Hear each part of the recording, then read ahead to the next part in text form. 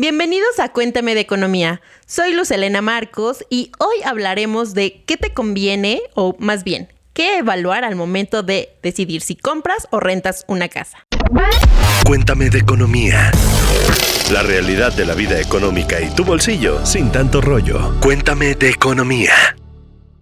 Para este tema tengo a Diana Zavala, que es nuestra editora en Obras, y a Mónica Alfaro, que es nuestra productora. Y antes de empezar a tener luz sobre este tema, les recuerdo que no dejen de suscribirse y activar las notificaciones de la plataforma en donde nos vean o nos escuchen para que no se pierdan ninguno de nuestros episodios. Y a ver, vamos a empezar por la pregunta clave. ¿Se puede saber si me conviene más comprar o rentar una casa? A ver, aquí la respuesta no es como muy sencilla y vamos a ir al depende. Depende porque no es para todos. Depende de factores como tu edad, ¿no? Sabemos que si somos muy jóvenes y apenas nos estamos saliendo de nuestras casas, pues no es como que vayamos a comprar luego, ¿no? Depende de qué edad tengas, cuál es tu proyecto de vida.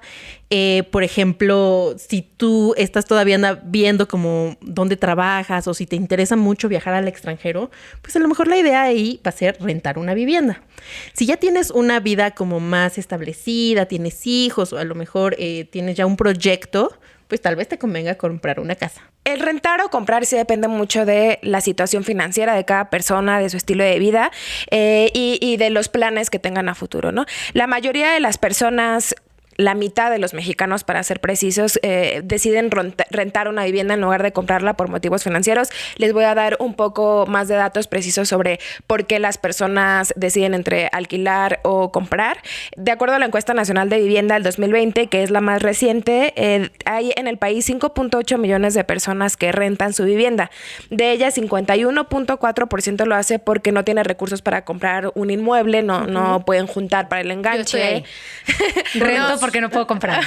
Exacto, somos la mitad. También 22% lo hacen porque es más fácil mudarse cuando rentas, termina tu contrato, te vas a otro departamento que te guste y ya.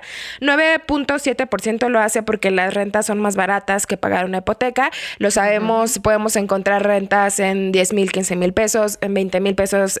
Ya en la Ciudad de México se van manteniendo por ahí los rangos, pero las hipotecas, pensar en una menor a 20,000 pesos en la Ciudad de México, pues está un poco complicado encontrarlas. Y el resto lo hace porque prefiere gastar en cosas personales, en viajar, en otro tipo de gastos. Los chavos más chavos. Exacto.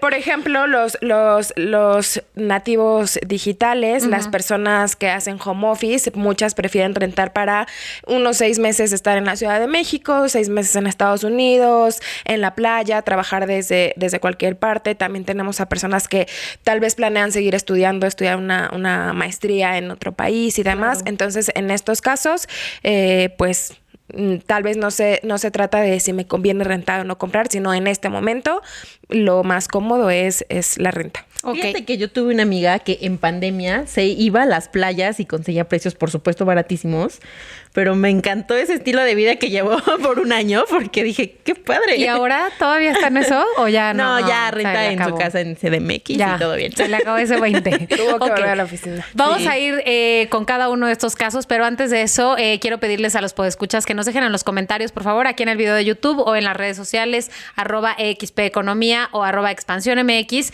si ustedes rentan o compran y por qué tomaron esa decisión. A ver, entonces vamos a empezar por la gente que decidimos rentar. ¿Qué es lo que necesito considerar si voy a rentar por primera vez? Algunos tips financieros, tal vez. A ver, aquí viene lo que a mí me encanta dar, que es consejos financieros que yo no siempre sigo. No.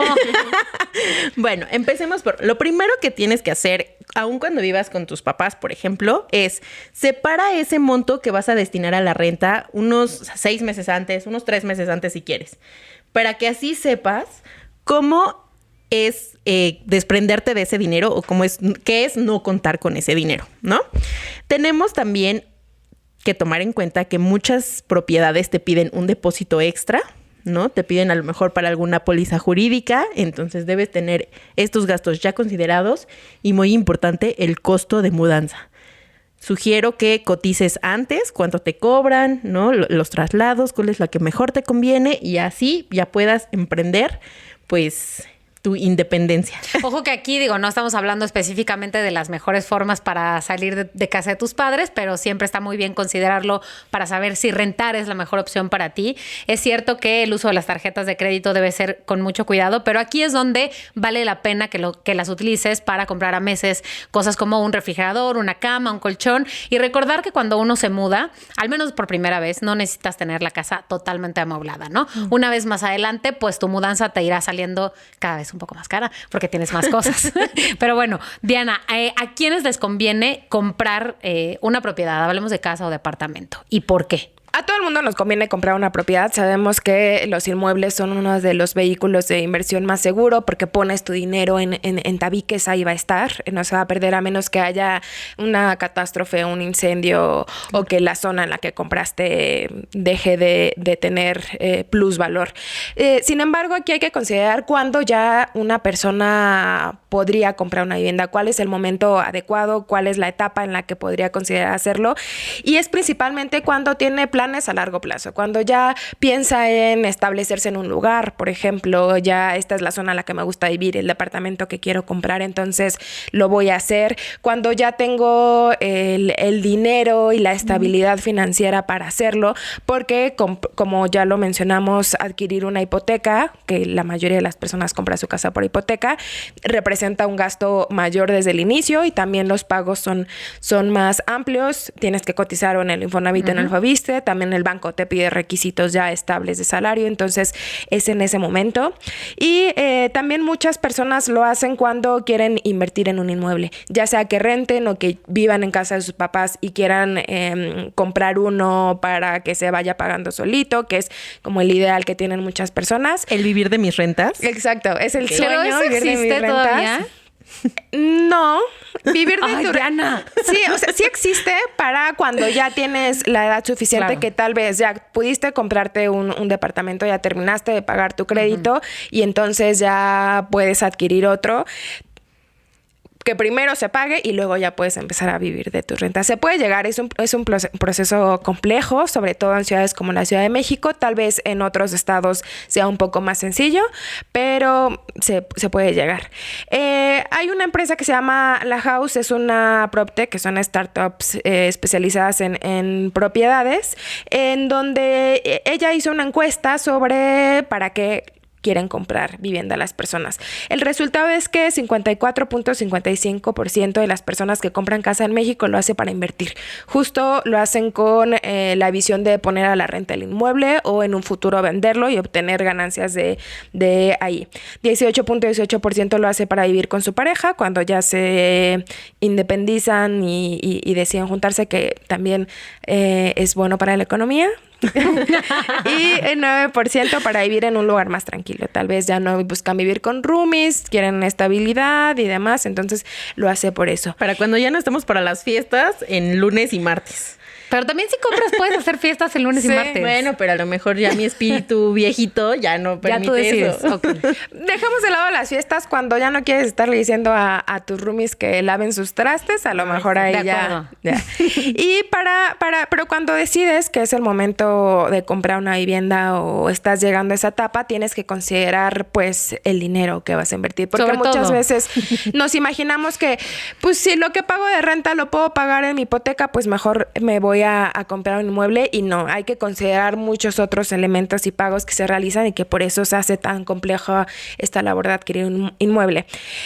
Primero tienes que ahorrar para el famoso enganche, por lo menos 10% del valor del inmueble, que bueno, en Ciudad de México el valor promedio de las propiedades está en 3 millones de pesos, entonces se calculen. Pero ese es el promedio, ¿no? Si hay unas propiedades hay más más bajas. bajas. Si es el promedio, quiere decir que hay unas No, más bueno, baratas. pero aun cuando me cueste $1,000,000, pues Claro. tengo que tener por lo menos, o sea, 100,000 bajitas, pesos. 100,000 pesos. pesos. Y eso solamente considerando el enganche, porque Sí, vienen correcto. más gastos. Correcto. Sí, claro, se tiene que considerar el valor de las escrituras, honorarios del notario, impuestos de adquisición, derechos de registro de la propiedad y un amplio etcétera que van surgiendo también dependiendo de la zona y el tipo de inmueble que compres. Por ejemplo, hay desarrollos en donde cobran cuotas por equipamiento porque pues te lo entregan, pero si ya quieres como las amenidades y que venga más equipado tu departamento O con con lo ciertos que condominados. Ajá. también lo tienes que considerar.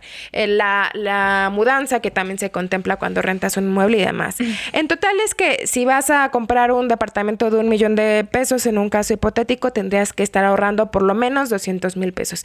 Y luego pues ya empezar a ahorrar para los primeros contratos de luz, de teléfono, la amueblada, que bueno, también se considera en el predial. Exacto. Ok, y a ver, yo voy a pedir, porque nadie tiene el dinero para comprar una propiedad, bueno, al menos de manera legal, en efectivo. Entonces la pregunta es, vas y pides un préstamo en un banco o en una institución financiera. ¿Cuál es la tasa de interés que encontramos más o menos en los bancos para este tipo de préstamos? La verdad es que las tasas se han mantenido bastante estables. En pandemia pudimos ver créditos de hasta el 7-8%. Por supuesto, te pedían requisitos más específicos. No todo el mundo accedía a ellos, pero todavía te los encontrabas en 9%. O sea, es un dígito la tasa de interés. Era una opción muy buena. Pero la pandemia ya está en el pasado. Exactamente. Y como Banco de México, y si ustedes leen Expansión, sabrán que Banco de México subió la tasa de referencia y ahora el promedio de las tasas está en 10.7%. No es tan elevado. Infartada estoy. Sí, un poco, pero bueno, no llegamos a los 12 de años anteriores, ¿no?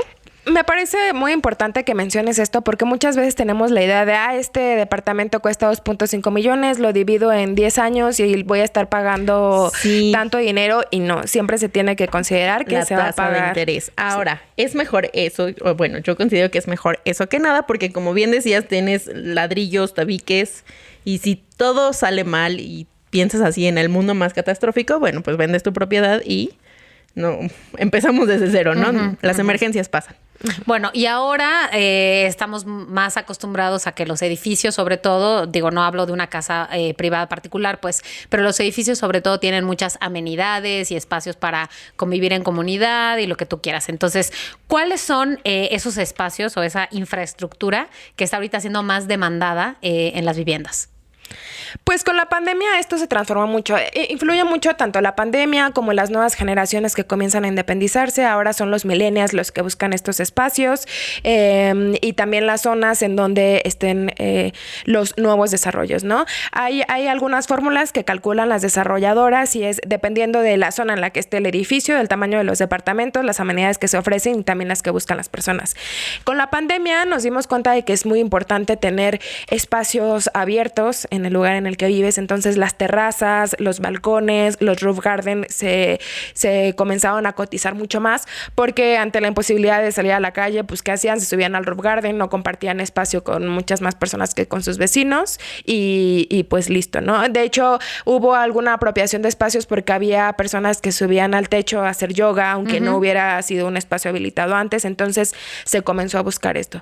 También espacios para hacer coworking, para trabajar desde tu edificio, desde tu departamento. Se hicieron muy cotizados. Sabemos que las personas están volviendo a las oficinas, sin embargo, hay muchas que decidieron quedarse a trabajar en su casa y cuando tienes un departamento muy chiquito, pues a lo mejor hay edificios que es la tendencia, además, exacto, ¿no? Hay edificios que ofrecen, bueno, tal vez tu departamento no te da el espacio suficiente para trabajar ahí, pero te vamos a poner una sala donde puedes ir a trabajar con el resto. También, por ejemplo, la generación Z busca espacios que sean wellness, o sea, que se preocupen por el bienestar de los usuarios, tal vez ofreciendo alberca, gimnasia, spa, y también que sea pet friendly porque pues ya sabemos que los perrijos necesitan un espacio, su lugarcito. De hecho, lo que nos contaban también los expertos es que muchos departamentos no tenían suficientes contactos. Y pues bueno, si estás en la computadora, contactos de electricidad. Entonces, por supuesto, se volvieron en una de las propiedades que tenías, que te debía contar un departamento o le añadían más, ¿no? Porque pues ahora no solamente tienes tu computadora, en épocas de calor pues el ventilador, ¿no? O sea, deberías tener muchos lugares donde conectar tus aparatos electrónicos. Ok. Y pensando en tal vez los lugares en donde hoy se compra vivienda, ¿cuáles son los más, no sé si populares o los que están creciendo? Pues mira, siempre en donde están los grandes centros de trabajo se forman muchos polos de atracción de vivienda. Guadalajara, Monterrey, Ciudad de México. Sin embargo, en los últimos años, con estas nuevas oportunidades de trabajar en otros lugares, hay otros mercados que están creciendo y son principalmente las zonas turísticas, porque a quien no se le antoja estar haciendo home office en la playa o terminar de trabajar e irte a la playa a tomar el sol. Entonces, lugares como Puerto Vallarta, Los Cabos, incluso algunas zonas de Quintana Roo son las que están teniendo crecimiento en este aspecto, Mérida también, y también lugares cercanos a las zonas metropolitanas como Querétaro y Puebla, que si bien hace que te puedas trasladar en un tiempo no muy largo a tu oficina, tal vez tienes que ir una vez al mes, pero que no es tan caro como vivir en los lugares, y sitios en donde está habiendo este desarrollo industrial por el nearshoring, como Querétaro, Puebla y toda la frontera norte, también está habiendo mucha demanda de vivienda para los trabajadores y trabajadoras que llegan a la zona. Y bueno, y para cerrar, diría que al principio del episodio dijiste mucha gente compra bienes inmuebles para invertir. Lo que preguntaría es, ¿qué tan buena idea es comprar un bien inmueble en el que no vas a vivir? O si lo compras, pues lo más lógico es que vivas ahí, ¿no? ¿Qué tan buena idea es? Pues como vimos, la mitad de las personas buscan comprar un inmueble como inversión. Si estás rentando y lo vas a comprar porque tienes ahí alguna idea de invertirlo, debes cuidar varios aspectos, ¿no? Si lo vas a rentar como Airbnb, por ejemplo, que es la tendencia, tiene que ser en una zona turística o por lo menos en donde consideres que va a haber flujo de visitantes. Y pues el departamento que compres tiene que estar adecuado a las demandas de ese mercado. Si lo quieres comprar para venderlo después y obtener ganancias de ahí, tiene que ser una de las llamadas zonas de reconversión, que es en donde ahorita todavía está a precios más o menos accesibles, que puedes pagar con tu hipoteca, pero que en el futuro se van a encarecer. Algunas de esas zonas son la Tabacalera y la Doctores, que antes estaban como nadie quería comprar ahí porque era medio inseguro, pero se dieron cuenta de que están en zonas muy conectadas y en el futuro va a aumentar el precio.